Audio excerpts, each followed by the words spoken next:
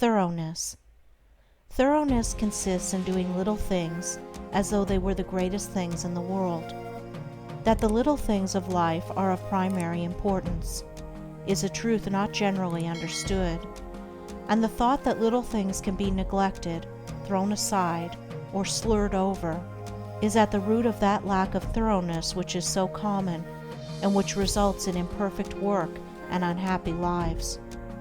When one understands that the great things of the world and of life consist of a combination of small things, and that without this aggregation of small things, the great things would be non-existent, then he begins to pay careful attention to those things which he formerly regarded as insignificant.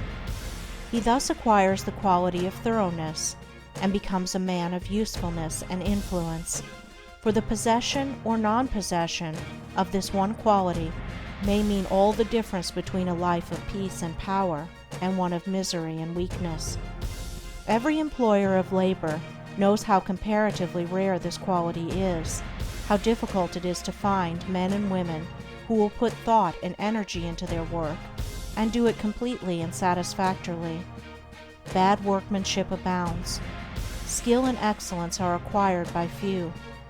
Thoughtlessness, carelessness, and laziness are such common vices that it should cease to appear strange that in spite of social reform, the ranks of the unemployed should continue to swell, for those who scamp their work today will another day, in the hour of deep necessity, look and ask for work in vain. The law of survival of the fittest is not based on cruelty, it is based on justice. It is one aspect of that divine equity which everywhere prevails. Vice is beaten with many stripes. If it were not so, how could virtue be developed? The thoughtless and lazy cannot take precedence of, or stand equally with, the thoughtful and industrious. A friend of mine tells me that his father gave all his children the following piece of advice: whatever your future work may be, put your whole mind upon it and do it thoroughly.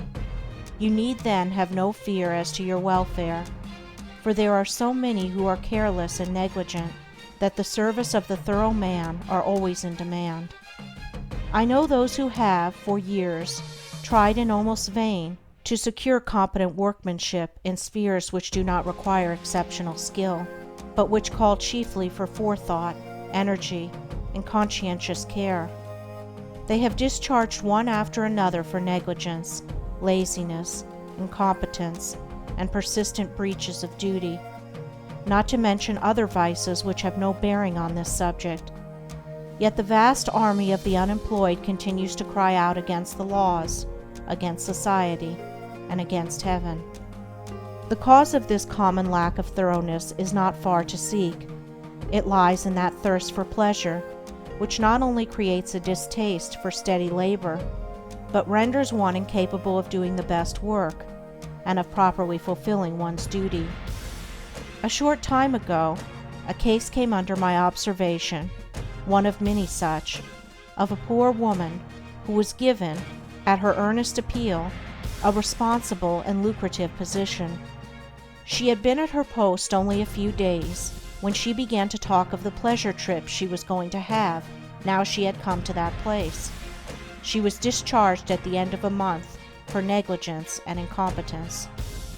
As two objects cannot occupy the same space at the same time, so the mind that is occupied with pleasure cannot also be concentrated upon the perfect performance of duty.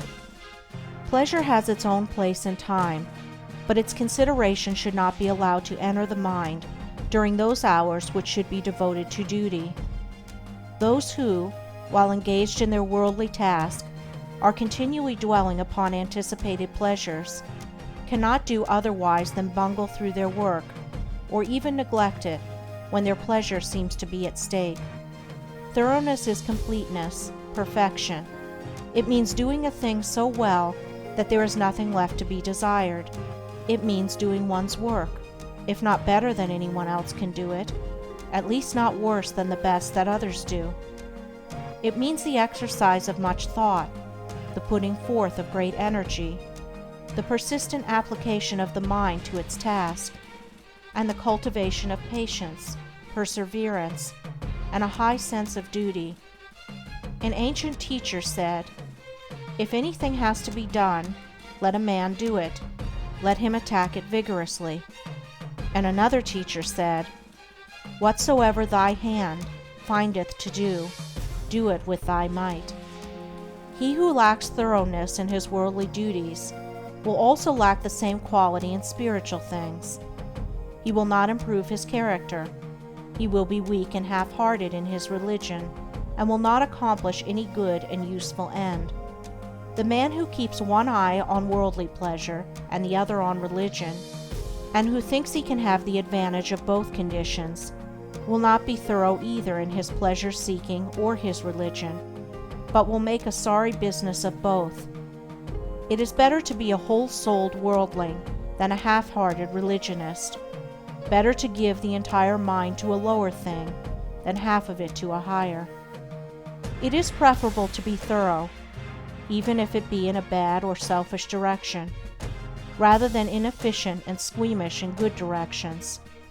For thoroughness leads more rapidly to the development of character and the acquisition of wisdom.